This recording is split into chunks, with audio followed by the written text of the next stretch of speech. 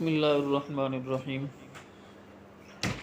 آج کے بیان کے اندر جو ہے وہ میں رزق کے اسباب ذکر کروں گا کہ کون کون سے دروازے ہیں جن دروازوں سے رزق آتا ہے۔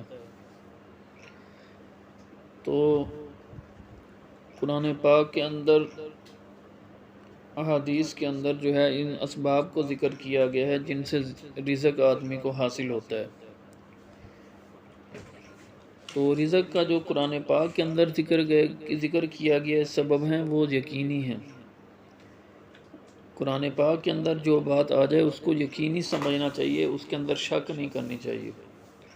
تو قرآن کی بات یقینی ہے۔ بعض اوقات جو ہے وہ کسی وجہ سے ہمیں جو ہے وہ قرآن کی بات پوری ہوتی ہوئی نظر نہیں آتی، مثلا ہمارے اندر کوئی کمی کوتاہی ہوتی ہے جس کی وجہ سے اللہ کا وعدہ پورا نہیں ہو رہا ہوتا، یا اس طریقے سے کوئی اور وجہ ہوتی ہے، وگرنہ قرآن پاک کے اندر جو بات ہو وہ بالکل برحق اور سچ اور 100% ہے، اور اس کے اوپر یقین رکھنا چاہیے۔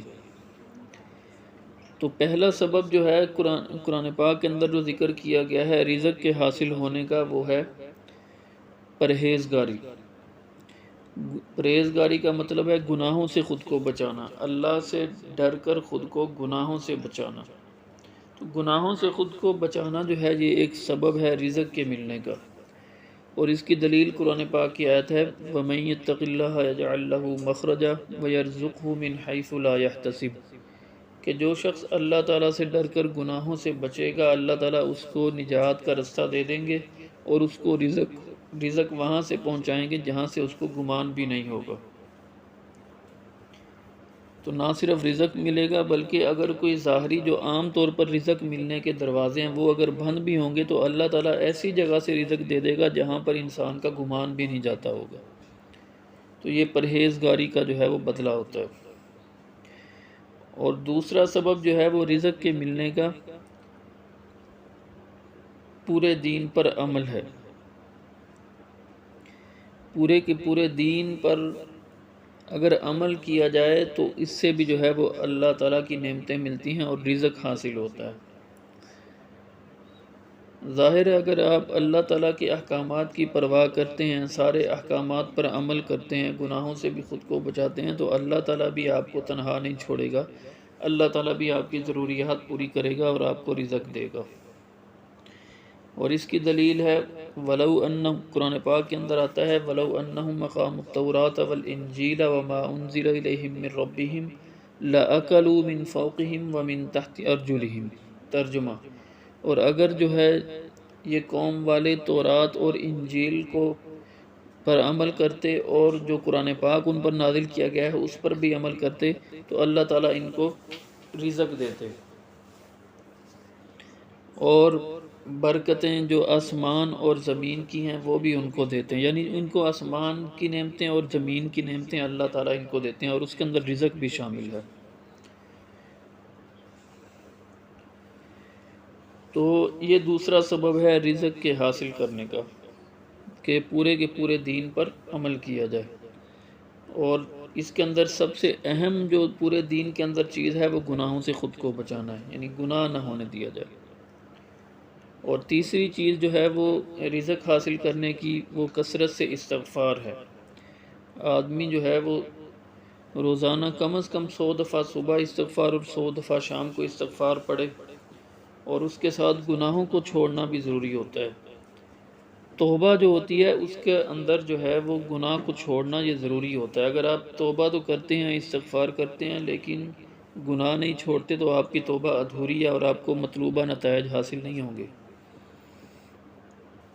نمبر 4، صدقہ دینا، یہ بھی رزق حاصل کرنے کا ایک سبب ہے۔ جتنی آپ کی حیثیت ہے اتنی جو ہے وہ اتنی رقم روزانہ آپ صدقہ کریں۔ ضروری نہیں ہوتا کہ زیادہ رقم ہی صدقہ کی جائے گی تو اللہ تعالیٰ رزق دیں گے، تھوڑی اگر آپ کی حیثیت ہے تو کم جو ہے وہ صدقہ روزانہ کرتے رہیں، یا ہفتے بعد 7 دنوں کا اکٹھا صدقہ دے دیا کریں۔ صدقہ جو ہے وہ اللہ تعالیٰ کے غصے کو بجھاتا ہے، تو جب اللہ کا غصہ بجھے گا تو خود ہی جو ہے آدمی کو رزق ملنا شروع ہو جائے گا۔ اور 5ویں چیز جو ہے وہ رزق حاصل کرنے کی کمزوروں کی مدد کرنا ہے۔